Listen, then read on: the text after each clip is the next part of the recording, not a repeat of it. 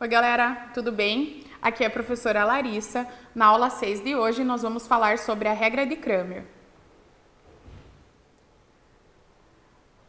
Bom, o que diz a regra de Cramer?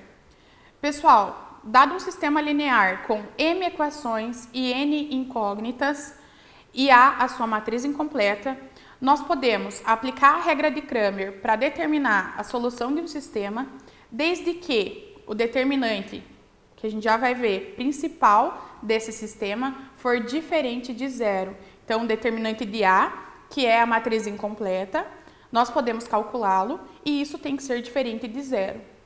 Se esse determinante for diferente de zero, significa que o sistema é possível e determinado. Se o sistema é possível e determinado, nós vamos conseguir achar as soluções desse sistema.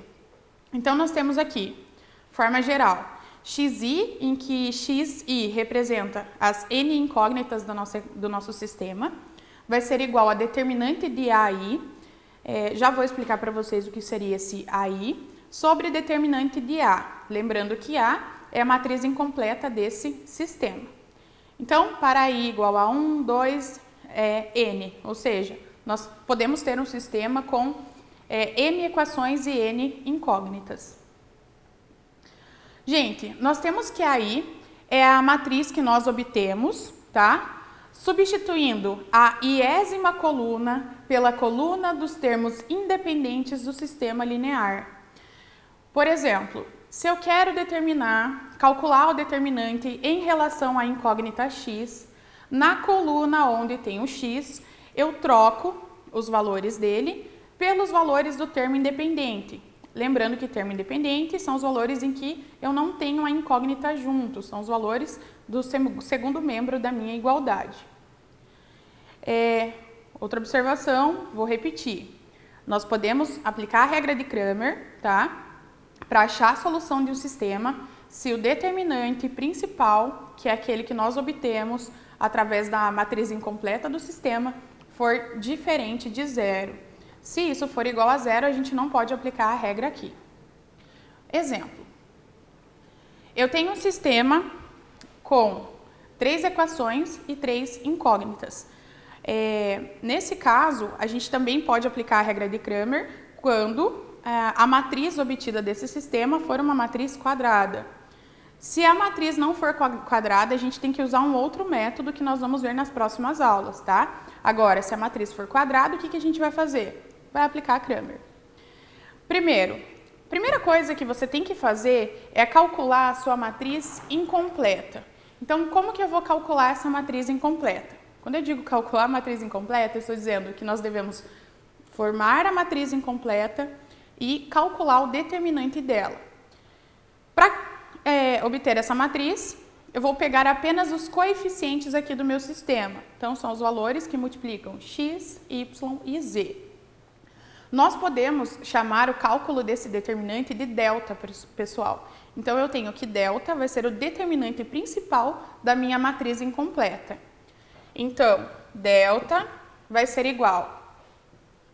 Eu tenho 1, 1, 1. Então, 1, 1, 1. Depois, 2, 1, menos 1. Depois, 3, menos 1, 1. Observem que, deixa eu só voltar para vocês olharem. Ó, eu tenho aqui o meu sistema. Então, eu coloquei 1, porque é o valor que multiplica x, depois 1, que é o valor que multiplica y, depois z, 1, que é o valor que multiplica z. Então, eu peguei, para montar essa matriz incompleta, apenas os coeficientes das letras, beleza? Próximo passo é calcular o determinante dessa matriz incompleta. Pessoal, para calcular esse determinante, a gente viu N formas, né? Laplace, Sarri, dá para usar aqui, ó. Nesse caso, eu vou usar a regra de Sarri, que eu acho mais simples. O que a gente vai fazer? Eu vou repetir as duas primeiras colunas aqui do meu sistema. Então, eu tenho 1, 2, 3. 1, 1, menos 1. Vou repetir as duas primeiras colunas e vou multiplicar os elementos que estão na diagonal.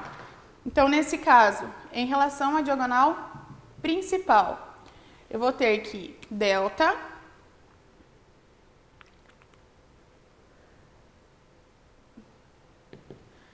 vai ser igual a 1.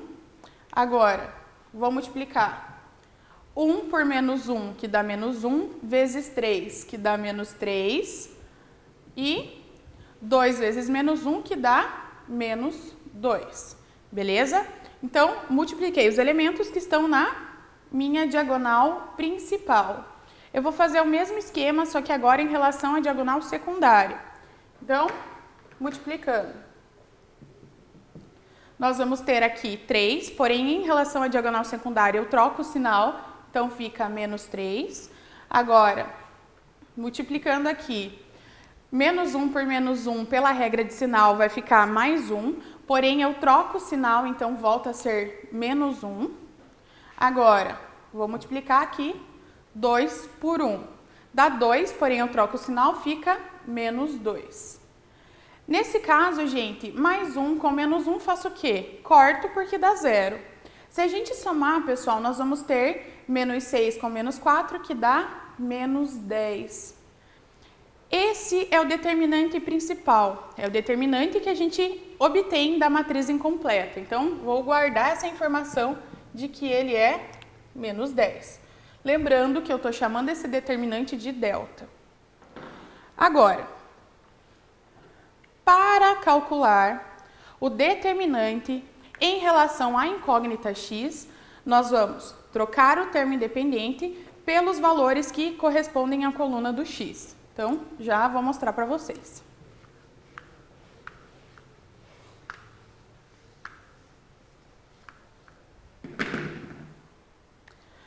Nesse caso, gente, eu tenho que, nessa coluna do x, ao invés de colocar 1, 2, 3, eu vou colocar os valores do termo independente. Então, delta x vai ser igual a 6, 1, 4, 1, 1, menos 1, 1, menos 1, 1. Entenderam então a ideia? Pego os valores da coluna do x, troco eles pelos valores do termo independente e faz o cálculo do determinante normal.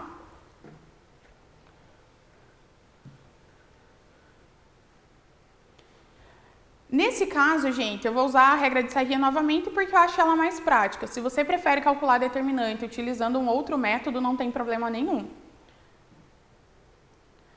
Bom, vou repetir aqui as duas primeiras colunas.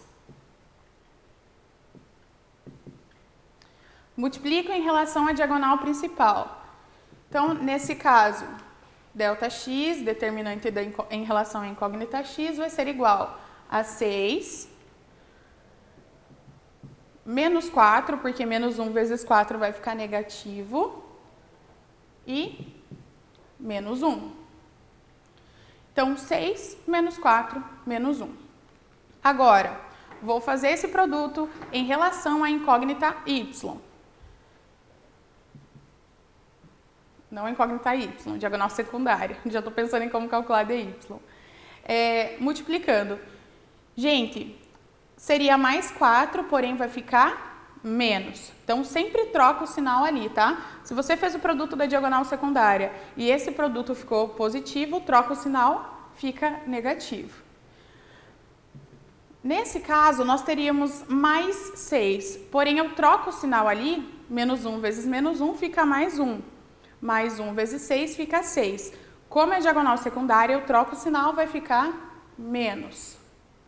E 1 vezes 1 vezes 1 dá 1, porém eu troco o sinal, fica menos 1.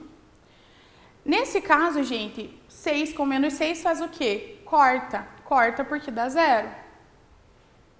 Agora, menos 4 com menos 4 dá menos 8, com menos 1, menos 9, com menos 1 que dá menos 10. Então, dx é igual a menos 10. Vamos guardar essa informação também. Agora sim, eu vou calcular o determinante em relação à incógnita y. A gente vai fazer o mesmo esquema. O que vai mudar nesse caso? Na coluna do y, eu pego e troco pelos valores do termo independente. Então, voltando para o sistema.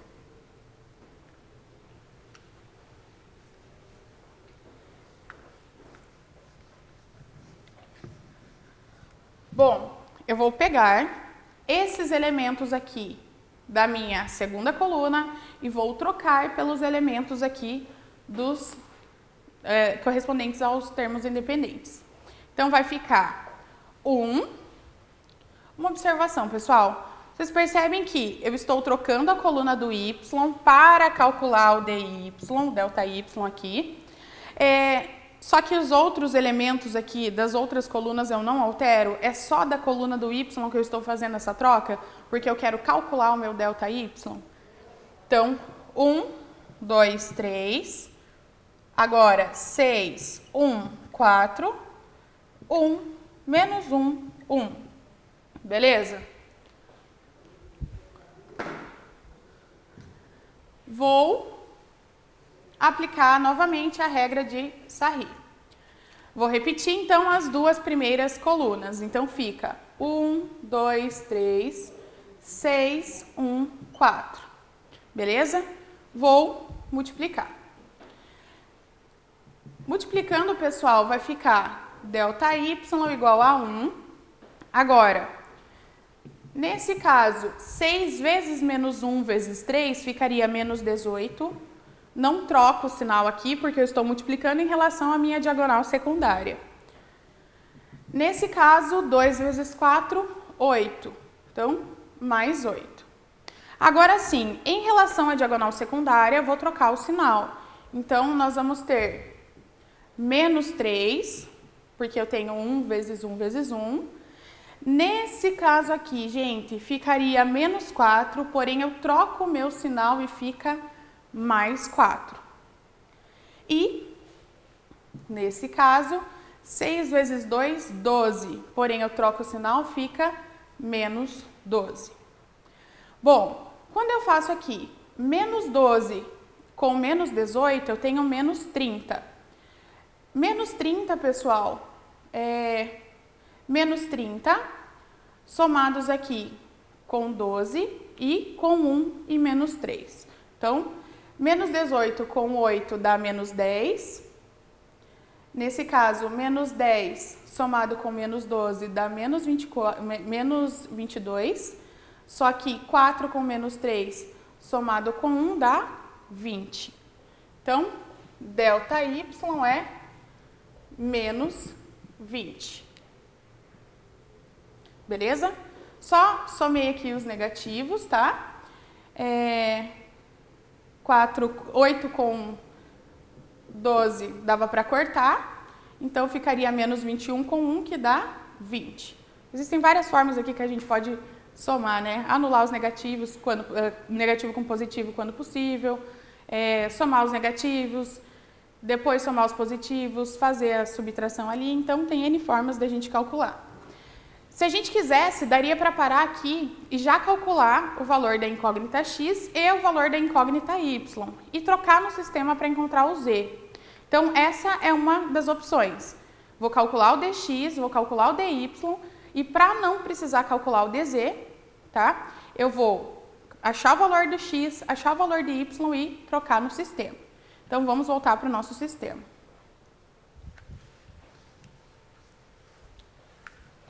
Gente, eu calculei o dx e o dy, só que eu ainda não encontrei a incógnita x e não encontrei a incógnita y. Como que eu faço para encontrar x? Para encontrar x, basta pegar dx, determinante de x, o delta x, e dividir por delta.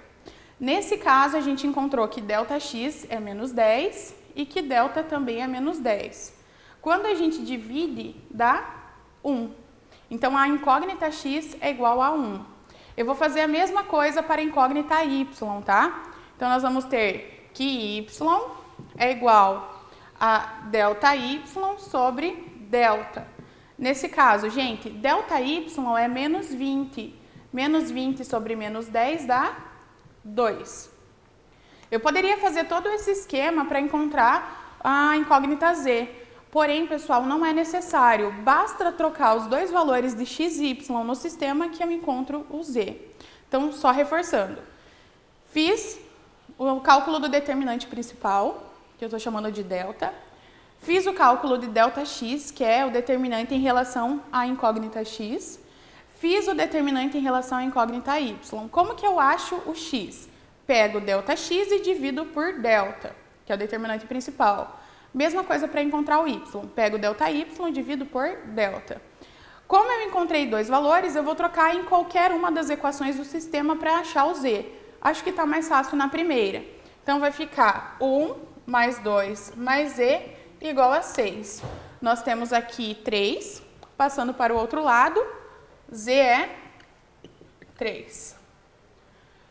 A solução do sistema ela é dada na forma de par ordenado. Então, nós vamos ter que a solução vai ser 1, 2, 3. Então, x é igual a 1, y é igual a 2 e z é igual a 3.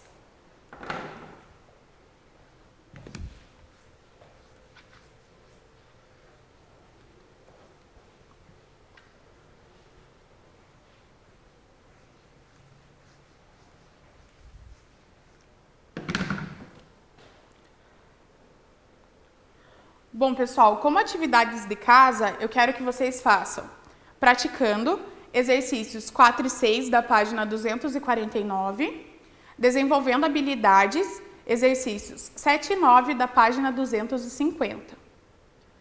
Muito obrigada, pessoal, e até a próxima aula.